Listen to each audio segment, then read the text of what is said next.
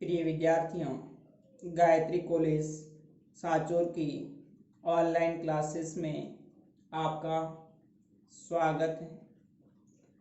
आज हम BSc part second organic chemistry में नेक्स्ट जो टॉपिक है chemical reaction of nitroarene, इस पर डिस्कस करेंगे। इससे पहले लेक्चर में हमने नाइट्रो एरिन बनाने की जो विधियां हैं, डायरेक्ट नाइट्रेशन, इनडायरेक्ट नाइट्रेशन और ऑक्सीडेशन ऑफ एरिल एमीन, इस पर डिस्कस किया था। और जो केमिकल रिएक्शन है उसके अंदर भी हमने जो नाइट्रो एरिन होता है यानी नाइट्रोबेंजीन है, उसकी केमिकल रिएक्शंस के अंदर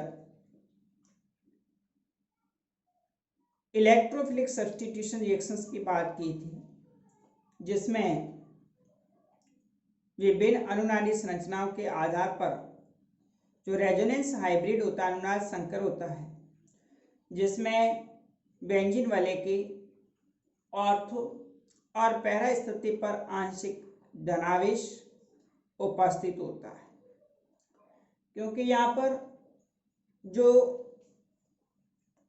नाइट्रो ग्रुप होता है उसके द्वारा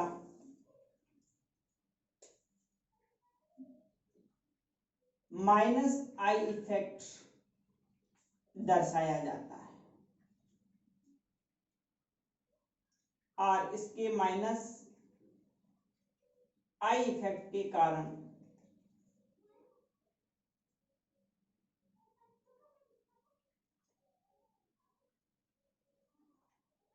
इस बेंजीन वाले की ऑर्थो स्थिति पर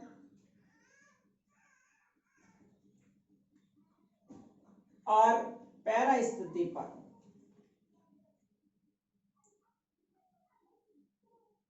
आंशिक धनावेश उपस्थित होता है। इस कारण से आने वाला इलेक्ट्रोफाइल इस ऑर्थो और पैरा स्थिति पर नहीं जुड़ पाता है, क्योंकि ऑलरेडी यहाँ पर पहले से ही इलेक्ट्रॉन डेंसिटी कम है। इसलिए आने वाला जो इलेक्ट्रोफाइल होगा वो इसके मेटा स्थिति पर आकर के अटैक करता है।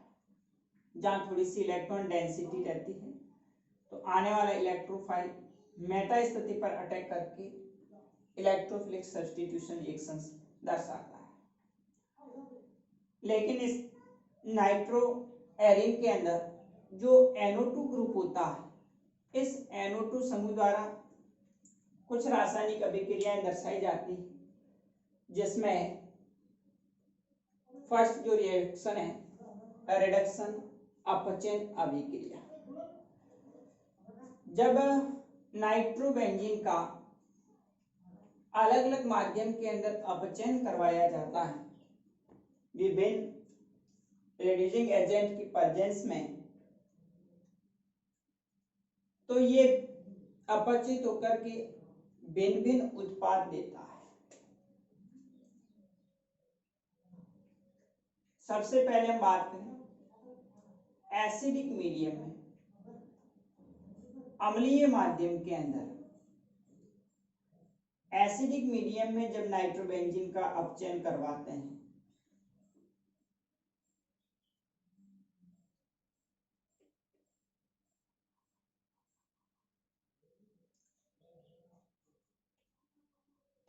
HCl या फिर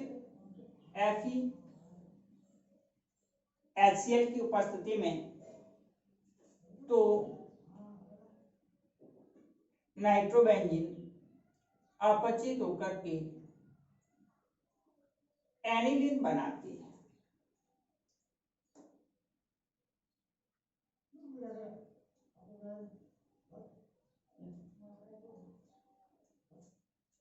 +2H2O मॉलिक्यूल रिमूव हो जाएगा।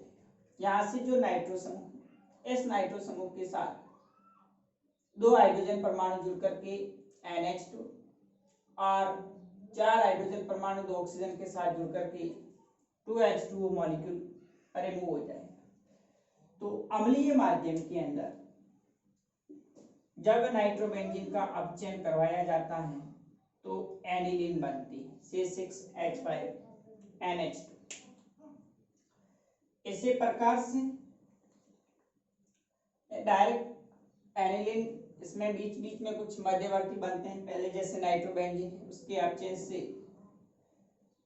नाइट्रोसोबेंजीन बनेगा, फिर उसका अपचयन करेंगे एन फेनिल हाइड्रोक्सिल एमीन बनती है, फिर उसका अपचयन करेंगे तो फिर एनिलीन बनती है। इस प्रकार से बीच बीच में इंटरमीडिएट बनते हैं।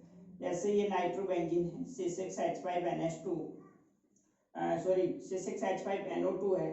इस नाइट्रोबेंजीन का पहले अपचयन से C6H5NO नाइट्रोसोबेंजीन बनेगा और इस नाइट्रोसोबेंजीन का फर्दर रिडक्शन करवाएंगे तो C6H5NHOH N phenyl hydroxyl amine बनती है।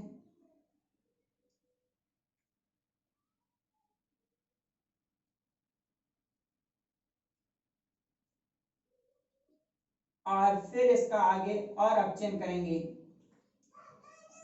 तो एनिलीन बनती है C6H5NH2।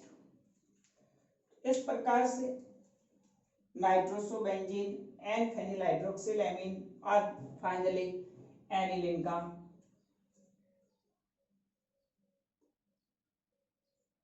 फाइनली जो हमें अपचयन द्वारा एनिलीन प्राप्त होती है। तो ध्यान रखना, एसिडिक मीडियम में हमेशा 10HCl या FeHCl है, आयरन और हाइड्रोक्लोरिक अम्ल की प्रेजेंस में जब अपचयन करवाया जाता है तो क्या बनता है, एनिलीन बनता है। इसके अलावा अगर हम निकल उत्प्रेरक की उपस्थिति में भी अपचयन करवाते हैं तो यहाँ जब नाइट्रोबेंजीन का अपचयन करवाते हैं 3H2 10 अणु H2O के निकल उत्प्रेरक की उपस्थिति में, तो इससे भी एनिलीन बनती प्लस H2O बनेगा। उत्प्रेरकीय हाइड्रोजनीकरण में निकल उत्प्रेरक की उपस्थिति में 3H2 नाइट्रोबेंजीन के साथ अपचयन द्वारा एनिलीन बनती है प्लस 2H2O मॉलिक्यूल बाहर निकलेगा। यदि नाइट्रोबेंजीन का अपचयन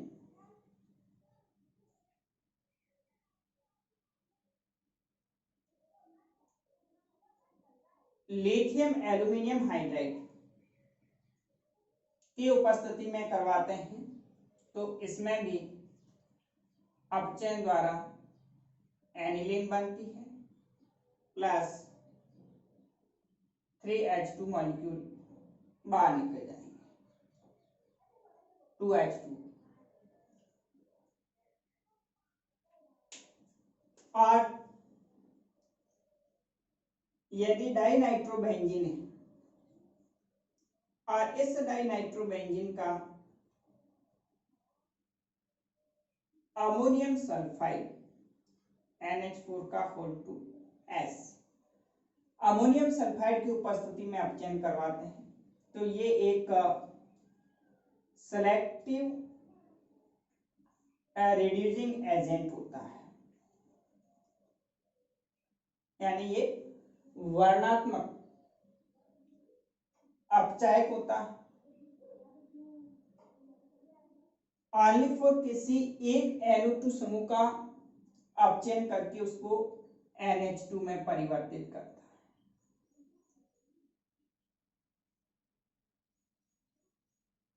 मेटा नाइट्रो एनिलीन बनेगी प्लस H2O मॉलिक्यूल बाहर निकलेगा।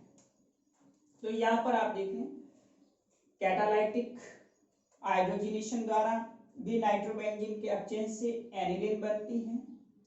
लिथियम एल्यूमिनियम हाइड्राइड जो रिड्यूसिंग एजेंट है उसके प्रेजेंस में भी नाइट्रोबेंजीन के अपचयन से एनिलीन बनती है। और डाइनाइट्रोबेंजीन का जब अपचयन करवाते हैं अमोनियम सल्फाइड जो कि एक सेलेक्टिव रिड्यूसिंग एजेंट होता है, तो ये किसी एक NO2 समूह को अपचयित करके उसको NH2 में परिवर्तित कर देगा। तो यहाँ पर आप देख रहे हैं मेटा नाइट्रो एनिलीन बनती है। तो एसिडिक मीडियम के अंदर हमेशा एनिलीन ही प्राप्त होती है। नेक्स्ट देखिए बेसिक मीडियम में जब अपचयन करवाया जाता है नाइट्रोबेंजीन का तो उसमें भिन्न भिन्न उत्पाद प्राप्त होते हैं। ये डिपेंड करेगा कि किस प्रकार का जो रिएजेंट होता है वो उसके अपचयन के लिए उपयुक्त है।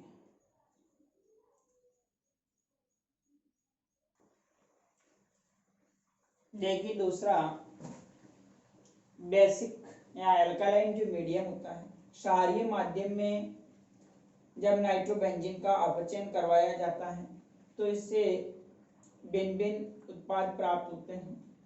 उसमें सबसे पहले है जब नाइट्रोबेंजीन का अपचयन सोडियम आर्सेनाइट या मेथेनॉल तथा सोडियम मेथॉक्साइड या ग्लूकोज इसकी उपस्थिति में जब अपचयन करवाते हैं तो आप देख रहे हैं एजॉक्सीबेंजीन बनता है। तो ध्यान रखना अगर एग्जाम के अंदर नाइट्रोबेंजीन और एरो के ऊपर सोडियम आर्सेनाइट या मेथेनॉल या फिर ग्लूकोज और NaOH दे रखा है तो इसके अपचयन से हमेशा एजॉक्सीबेंजीन बनता है। देखिए इसकी हम क्रियाविधि देखें तो सबसे पहले यहाँ 2 मोल नाइट्रोबेंजीन के हैं तो पहले जो नाइट्रोबेंजीन होता है उसके अपचयन से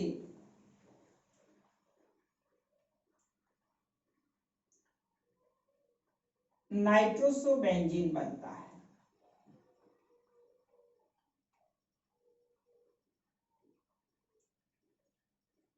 और फर्दर इसका जब अपचयन करवाते हैं तो एन फेनिल हाइड्रोक्सिल एमीन बनती है। तो यहां पर हम इस नाइट्रोबेंजीन से प्राप्त नाइट्रोसोबेंजीन और एन फेनिल हाइड्रोक्सिल एमीन है। यह आप देख रहे हैं एन फेनिल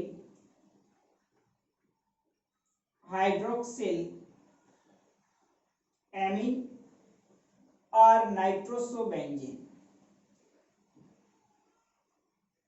ये दोनों आपस में अभिक्रिया करेंगे। तो यहाँ पर नाइट्रोजन परमाणु पर उपस्थित जो लाइन पे इलेक्ट्रॉन उस नाइट्रोजन के साथ बंध बनाएंगे और ऊपर माइनस पाई1 ऑक्सीजन इलेक्ट्रोनेगेटिव है, ऊपर माइनस चार्ज। यहाँ से ये नाइट्रोजन परमाणु इस नाइट्रोजन के साथ में आप देखने बंध बना रहा है। इस नाइट्रोजन पर इलेक्ट्रॉन की कमी से पॉजिटिव चार्ज और ऊपर माइनस। उसके बाद में 4 OH माइनस यहाँ से एक H प्लस को रिमूव कर लेता है, H2O मॉलिक्यूल बना देगा। इस सिग्मा बन के इलेक्ट्रॉन है वो नाइट्रोजन परमाणु के पास में रह जाता है। यहाँ से H प्लस के रूप में OH माइनस के साथ में जुड़ करके H2O बना देता है। उसके बाद में फिर यहाँ से इस नाइट्रोजन परमाणु के लॉन पेयर नाइट्रोजन के बीच में पाई1 बनाएंगे और जो बेस था OH माइनस वापस रिमूव हो जाएगा और आप देख रहे हैं C6H5 N double bond N plus ऊपर माइनस C6H5 क्या बन जाएगा एजॉक्सी बेंजीन बनती है। तो ध्यान रखना सोडियम आर्सेनाइड या फिर मेथनॉल और सोडियम मेथॉक्साइड या फिर ग्लूकोज, इसकी उपस्थिति में जब अपचयन करवाया जाता है तो एजॉक्सी बेंजीन बनता है। नेक्स्ट देखिए दूसरा,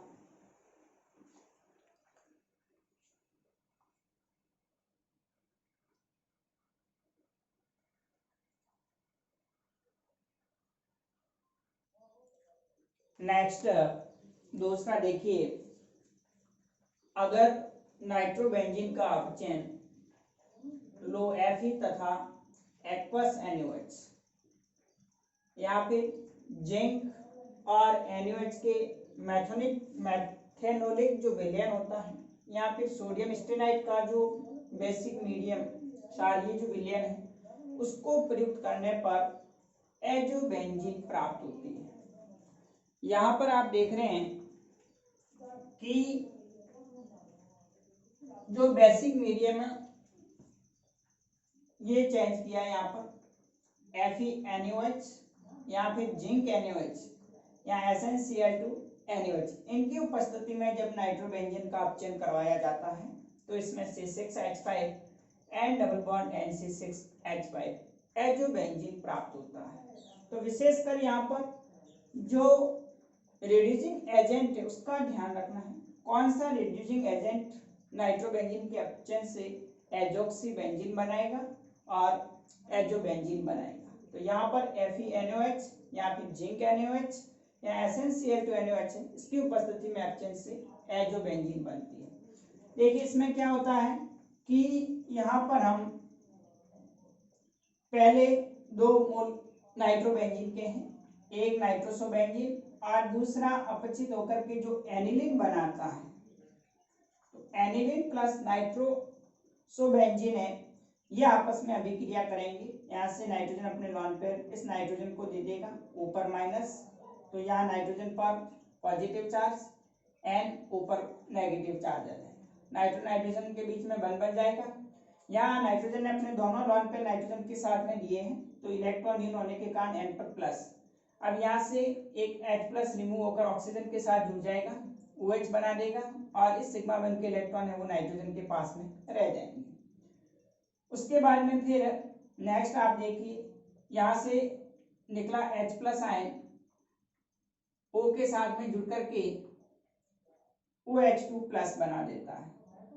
ये OH2 प्लस अब यहाँ से H प्लस के रूप में निकला है तो सिग्मा वन के इलेक्ट्रॉन नाइट्रोजन के पास में ही है, N पर 6 इलेक्ट्रॉन नेगेटिव चार्ज आ जाएगा और यहाँ पर ऑक्सीजन के पास में जो लॉन पेयर थे उसके साथ में एक H प्लस जुड़ गया तो O पर पॉजिटिव।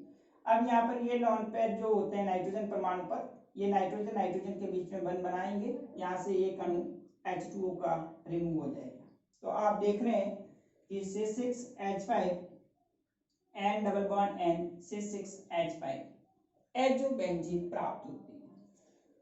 तो लो NaOH और जिंक NaOH इसका जो क्षारीय विलयन होता है या फिर सोडियम स्टेनाइट SnCl2 का जो क्षारीय विलयन होता है उसकी उपस्थिति में अपचयन से नाइट्रोबेंजीन एजोबेंजीन बनाता है। नेक्स्ट थर्ड देखिए,